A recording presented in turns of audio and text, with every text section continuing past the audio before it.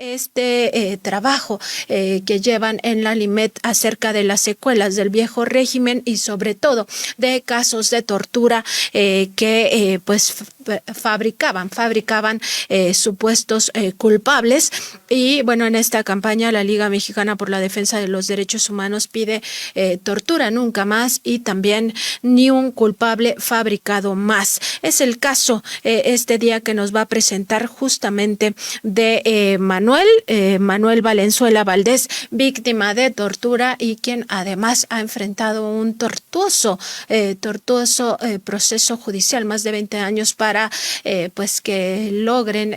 darle primero una sentencia, pero también para que se le aplique el protocolo de Estambul a pesar de todas las evidencias de tortura. Este caso, por supuesto, viene del sexenio foxista y esto nos revela que la tortura, que es considerada un crimen de lesa humanidad, pues se practicaba prácticamente en todos los gobiernos pasados. Muy buenos días, Adrián Ramírez, presidente de la Limet. Tenemos un problema con la voz de Adrián Ramírez. Ya estoy. Sí, mi problema era que estaba hablando en silencio y bueno, esa fue la dificultad. Les damos la bienvenida a quienes nos están escuchando, Nancy. Muchas gracias por este espacio que se va consolidando aquí en Contralínea los viernes. Y para comentarles, pues que estamos trabajando sistemáticamente este tema de las secuelas del viejo régimen. Vemos que la tortura es un tema que se ha prolongado en el tiempo y que continúa precisamente prevaleciendo su carácter de impunidad, ya que hay todavía la necesidad de un cambio muy importante en la conciencia, en la formación y la interpretación del derecho que jueces, magistrados y ministerios públicos tienen que hacer para poder atender el tema de la tortura. El caso que nos ocupa hoy es el caso de Manuel Valenzuela Valdés y de su hermano José Valenzuela Valdés, que lamentablemente perdiera la vida después de haber sido herido y cuyas consecuencias de las heridas le produjeron la muerte ya una vez que fueron detenidos ellos cuando se les acusaba por ahí un 19 de abril del año 2001. Hay que tomar en cuenta que en ese 2001 estamos entrando en el nuevo milenio, estrenando discursos, nuevas expresiones de aparentes de policías que van a venir a modificar, que van a ser policías científicas y demás, a nivel nacional y también en diferentes estados de la República. Sin embargo, lo que nosotros estaríamos viviendo es entrar a esa terrible experiencia de montajes mediáticos, de fraudes judiciales, de fabricación de culpables y de lo que hemos dado en llamar el narcoestado policíaco militar, donde precisamente hay policías y militares que usan sus placas para cometer actos ilícitos y además, siendo parte de las instancias de procuración de justicia, tienen total impunidad para actuar. José es un empresario de Querétaro que estaba teniendo un avance y buenas bonanzas cuando despierta la atención de estos actores que ya no se sabe realmente cuál era el móvil de que ese día 19 iban a tratar de detenerle a él junto con su hermano. Hay que comentar que aparentemente había una orden de presentación, explico bien, orden de presentación para que en un pedimento de un gobierno de otro estado, de una fiscalía de otro estado de la República, se le hiciera comparecer respecto a un delito del orden menor que era acusado él de fraude. Es un delito menor, por lo tanto, tenían bien ubicado el domicilio, tenían bien ubicada la persona los agentes ministeriales o en ese tiempo agentes de la Policía Judicial del Estado podían llegar, presentar el citatorio, presentarse ante él en su empresa o en su casa y citarlo a que comparezca o invitarlo para que les acompañe para poder comparecer. No hicieron eso. Mantuvieron vigilancia unos días, ya había habido antecedentes por ahí en las zonas cercanas de secuestros y de ataques y robos en contra de personas. Y entonces José le dice a su hermano que pues está siendo seguido y demás. Y entonces su hermano le dice, bueno, pues yo te voy a acompañar, vamos a estar pendientes. Y ese día 19 salen de la oficina, les van siguiendo unos vehículos, dos vehículos particulares, no tienen ningún distintivo de la policía, no tienen torretas, no tienen códigos, ni tampoco logotipos o balizamiento, e incluso uno de los vehículos no lleva placas y después supimos que era un vehículo que tenía reporte de robo y había sido ya asegurado y que utilizaron los policías para hacer esta supuesta detención. Calles adelante, cercanas a la oficina de José, cierran se le cierran y se bajan policías con armas y disparan en contra de ellos. No hay la certeza plena pericialmente para definir quién dispara primero, pero el hecho es que quienes van a buscar y quienes van a actuar en contra de José y de Manuel son los agentes, no es José y Manuel los que van a llegar y van a tratar de actuar en contra de los policías, sino que es lo contrario. Se accionan las armas, al parecer, pues según el testimonio de Manuel, les disparan, seguido su hermano, él saca un arma que lleva y al disparar, dos agentes caen muertos, uno de ellos un militar que participaba en ese operativo sin ser parte de la misma de la investigación o estar adscrito a la investigación, es decir, no hay certeza de por qué ese militar está participando, el capitán del ejército Víctor Manuel Arrieta Ochoa, quien muere en ese año, en ese momento, junto con otro policía, y ahí también hay otro elemento que es el que eh, los detienen y en el vehículo, en uno de los vehículos con el que ejecutan la detención, eh, encuentran también armas de alto poder como es una R-15, que no es una arma oficial. No hay identificación de ellos, insisto, no van uniformados y entonces en legítima defensa Manuel Valenzuela actúa. Sin embargo, son detenidos, son sometidos a tortura, él y su hermano, y entonces a partir de ahí empieza una situación muy grave para ellos, ya que los detienen y les van a hacer un proceso que hoy, a 20, casi ya 22 años de haber iniciado la investigación, se encuentra todavía sin sentencia, ya que en 3 ocasiones se ha repuesto el procedimiento y que a partir del 2018 se inició la posibilidad de aplicación del protocolo de Estambul, mismo que ya fue certificado, fue derivado ya de la participación de la Defensoría de Derechos Humanos del Estado de Querétaro, que realiza el protocolo. Es ratificado el protocolo, sin embargo, la Fiscalía de Justicia, perdón, el Ministerio Público solicita que se haga una opinión técnica, cosa que retrasa más el procedimiento y todavía está en el momento para el cierre de la causa penal en el fuero común para que con eso se fije la sentencia. Por otro lado, la Defensoría de Derechos Humanos del Estado de Querétaro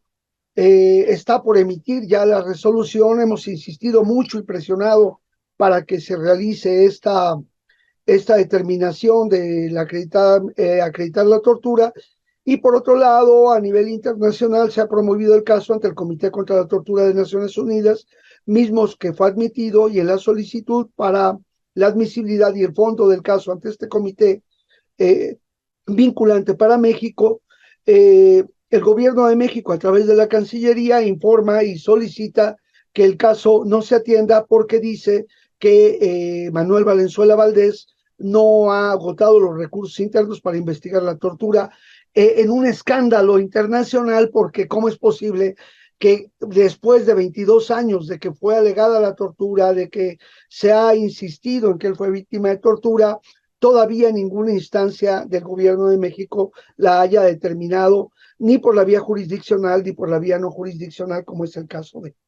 Y en el siguiente bloque quiero comentar cuáles son las cuestiones que nosotros creemos que están relacionadas con el hecho que dificultan la justicia para Manuel Valenzuela, la memoria de su hermano y el resarcimiento de ellos y sus familias ante este hecho tan grave y lamentable. Adrián, justamente para preguntarte, pues las dificultades que enfrentan los defensores de derechos humanos cuando no se puede determinar quién acciona primero el arma de fuego. En este caso, pues sí existe un arma de fuego que fue accionada por parte de Manuel Valenzuela Valdés, quien ha sido víctima de tortura. Y por otra parte, bueno, mucha de la sociedad también recrimina esto a los defensores de derechos humanos. ¿Por qué defienden delincuentes? ¿Por qué defienden criminales sin tomar en cuenta, primero, la presunción de inocencia y, segundo, las circunstancias en las que ocurre pues este enfrentamiento entre el policía, el militar y también estos dos hermanos? ¿Cómo le hacen ustedes a la hora de tratar de acreditar que no existen vínculos con la delincuencia o con la delincuencia organizada? Y también pues cómo se enfrentan a esta crítica de la sociedad de que los defensores de derechos humanos pues también defienden delincuentes. Pues es muy sencillo, Nancy, y qué pertinente tu pregunta, porque en primer lugar, primero nosotros no estamos defendiendo a delincuentes. Estamos defendiendo personas que son víctimas de violaciones a derechos humanos. Si en este caso la persona fue víctima de tortura y ha cometido un delito, se le debiera sancionar. Manuel Valenzuela y su hermano, ellos no solamente a través de la tortura, sino de manera ya libre y espontánea, pues narraron y narran los hechos tal como ocurrieron. Es decir, Manuel reconoce que accionó un arma de fuego que lamentablemente produjo la muerte de 2 personas y la invalidez de otra persona más que era policía de investigación. Ese es un hecho inobjetable y nadie lo puede, digamos, descalificar. Pero aquí lo que es real y es contundente y está en el expediente a la vista de todos los que quieran consultarlo, pero sobre todo a la vista de quienes debieran llamarse órganos de justicia, que nosotros debemos de llamar realmente órganos de legalidad, y que la legalidad también queda cuestionada, es cómo iban a saber Manuel y José que esas personas que iban en 2 vehículos particulares que les cierran el paso y se bajan con armas, si se trataba de un robo, se trataba de un secuestro, se trataba de una ejecución. Es decir, no hay nada que indicara que se estaba ante una autoridad y que tenía la potestad del ejercicio de una acción penal en un delito en flagrancia. Primero, no iban cometiendo ningún delito en flagrancia y la autoridad pretextó que ellos iban en cumplimiento de una orden de presentación. Es muy diferente un orden de presentación que un orden de aprehensión. La orden de presentación no es obligatoria, se da un citatorio o se invita a la que persona acuda, pero no se está tomando en cuenta que sea una persona que esté acusada de un delito. En ese momento, cuando hay una orden de presentación, se está investigando un delito y tal vez derivada de esa investigación puede resultar una orden de aprehensión, pero no era necesario bajar con armas, con uso de fuerza, ni tampoco actuar como delincuentes en un lugar donde ellos tenían perfectamente claro, porque los fueron siguiendo del momento que salen de la oficina, cuando se desplazaban ya por la calle. Entonces, es muy importante para que las personas tengan en cuenta de qué se trataba. Hay un supuesto hecho con apariencia de delito que tiene una probable responsabilidad, José, que es un delito de fraude. Si se cometió o no se cometió, todavía eso no lo sabemos y nunca lo vamos a saber porque eso no se investigó. Y que sobre la base de eso hay un grupo de policías que actúan como delincuentes sin que se pueda acreditar que son policías, hasta que después ya los detienen y los presentan ante una autoridad. Pero lo que llama mucho la atención, insisto, es que haya un militar, un capitán del ejército mexicano, que no está adscrito a la fiscalía, que está en un operativo irregular donde hay personas muertas y hay personas lesionadas y hay personas detenidas. ¿Qué justifica la participación de ese capitán del ejército? Nunca la Sedena dijo nada al respecto de que tuviera comisionado a este militar, que es el capitán Víctor Manuel Arrieta Ochoa. Y por otro lado, una de las personas que era el jefe de la policía, del comandante de la policía de justicia del Estado, de policía judicial del Estado, ese es Alejandro Echeverría Cornejo. En ese momento él era jefe de la policía. Y resulta que Alejandro Echeverría Cornejo hoy es el maestro Alejandro Echeverría Cornejo y es el titular de la Fiscalía General de Justicia del Estado, y que lamentablemente pareciera indicar las cosas que estamos ante un hecho donde él queda invalidado porque fue parte del operativo, es parte de los que acusaron a Manuel y José, y por lo tanto debieran ellos,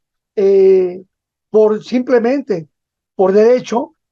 abstenerse de aceptar el conocer del caso y declinar la competencia para la investigación de los actos de tortura en favor de otros, de otra fiscalía, que podría ser la Fiscalía General de la República o la Fiscalía de Justicia de la Ciudad de México. ¿Por qué? Porque pues hay un franco conflicto de interés y por lo tanto es por ello que no ha habido justicia para el caso. Ahora, hay otro puntito más que quiero tratar enseguida,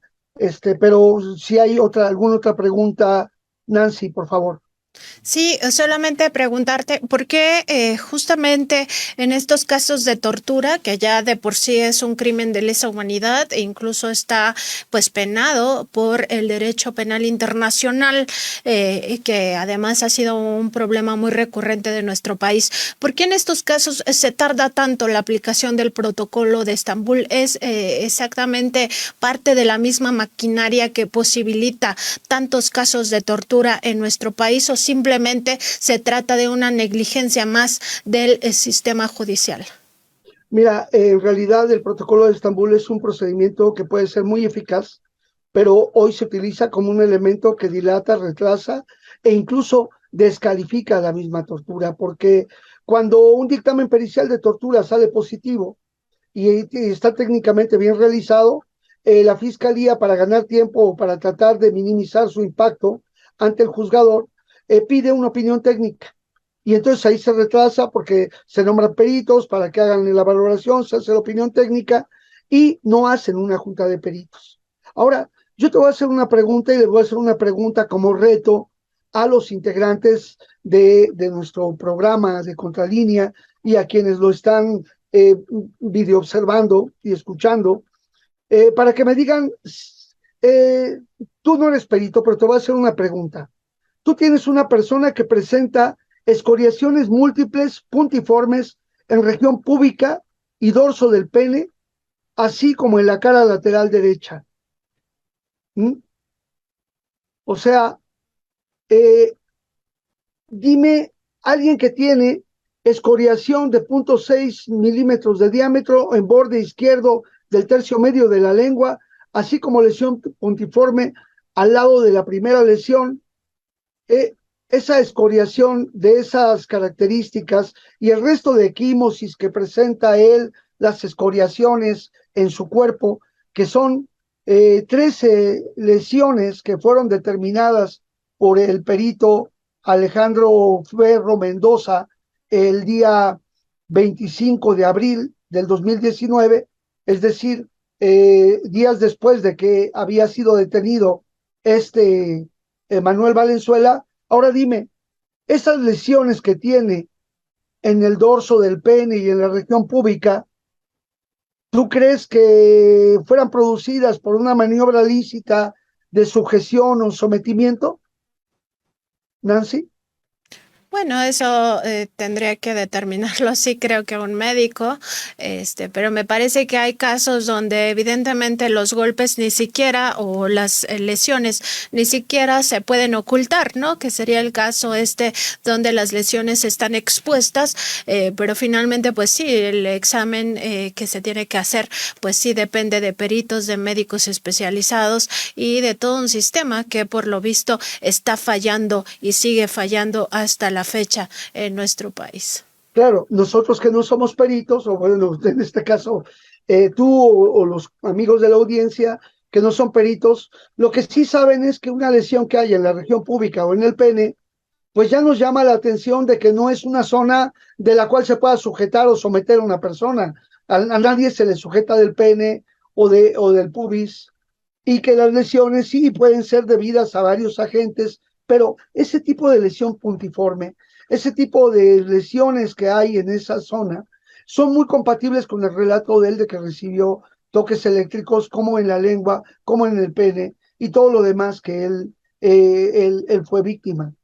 Eh, no se necesita, ya hablando así en términos generales, para abogados y para peritos, estrictamente no se necesitaría demasiado para acreditar que esas lesiones no pudieron haber sido producidas por él mismo, no se las pudo él autoinfligir y que tampoco esas lesiones pudieron haberse generado por un agente distinto al que él refiere como una picana, un aparato de electrocución. Entonces, estos son elementos y lamentablemente son ya 21 años sin justicia. ¿Quién repara los daños? ¿Quién tiene todos los impactos y las afectaciones? Por ahí Manuel Valenzuela había grabado un audio con la presentación de su caso para que pues después si hay oportunidad se tenga por ahí a la mano. Este, pues ese es el caso de Manuel Valenzuela Valdés. Pedimos al gobierno de Curi que actúe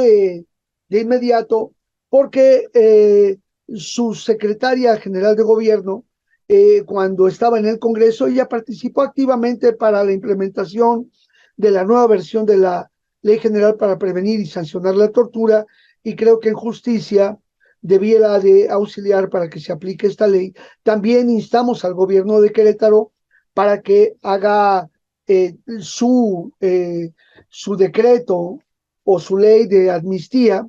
para que en sintonía con el reclamo del Foro Federal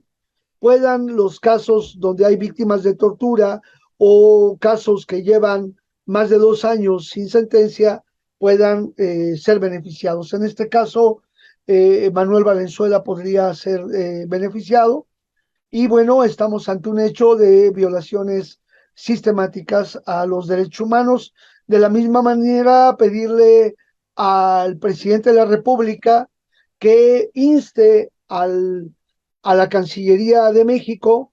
para que se convierta en garante de los derechos humanos y no en un obstáculo que favorezca el encubrimiento, ya que el no aceptar el que el Estado mexicano ha actuado sin que se pueda garantizar los recursos internos en casos de tortura, abra la puerta para que aquí en nuestro país se modifiquen las normas, el Poder Judicial ponga mayor atención en el cumplimiento de las mismas directrices que ellos han generado desde el 2014 y las nuevas disposiciones que han surgido por parte de la Suprema Corte para atender los casos de tortura. De la misma manera, la Defensoría Pública, no solo a nivel federal, sino a nivel del Estado de Querétaro, haga lo propio para que en este cierre el caso ante la justicia ordinaria de Querétaro le dé la libertad en atención de que no hay ningún elemento en el que se vea el dolo que pudo haber para actuar en defensa propia ante un hecho delincuencial que después se cubriría con apariencia de orden de presentación en una actuación de agentes de la Fiscalía, hoy Fiscalía, antes Procuraduría General de Justicia, en contra de dos ciudadanos, sin que se rindieran o cumplieran con todas las normas que establece la ley para ejecutar una orden de presentación. Así es, Adrián, y pues ojalá que esta campaña que ustedes tienen en la LIMET para visibilizar todos estos casos de tortura, pues incida ya por fin en este sistema judicial y que nunca más haya casos de tortura en nuestro país y también que no se sigan fabricando culpables, que eso también da al traste realmente a la justicia, porque en vez de castigar en todo caso a los verdaderos responsables, siempre pues se acaban inocentes en la cárcel. Adrián, se nos ha agotado el tiempo lamentablemente, pero no sé si quieras cerrar en un minutito con alguna idea, alguna frase que te gustaría dejar aquí ante la audiencia de Contralínea. Bueno, creo que hay que promover ante el Congreso de la Unión, con todo respeto, ya sea una reforma profunda del sistema de justicia, y si no quieren hacer una reforma profunda, que dejemos de llamar a la Suprema Corte de Justicia de la Nación con ese nombre y hablemos, sí, como ese poder supremo, la Suprema Corte de Legalidad en todo caso, y que a veces incluso esa propia legalidad no la logra resolver. Desde aquí nos sumamos al reclamo que también desde Contralínea se hace para que se investiguen los hechos en relación al atentado que sufrió Ciro Gómez Leiva, que se ubique en el contexto adecuado y que se evite la politización del caso para que se logre la justicia y que no se busquen capitales políticos en relación a este hecho, que hay que estar todos atentos y hay que llamar la atención de los actores políticos, sociales y económicos de nuestro país para que se busque que las situaciones se diriman por los cauces democráticos. También hacemos un llamado enérgico a los medios de comunicación, quienes se pronuncian incluso hablando de que en México se están imponiendo golpes de Estado blandos o que llaman al golpe de Estado o también a la desaparición física de integrantes del gobierno actual, porque eso, lejos de allanarnos el camino hacia una democracia participativa y redistributiva en justicia de los que más lo necesitan, nos enrarece el ambiente y nos coloca en una situación que no beneficia en nada a nuestro país.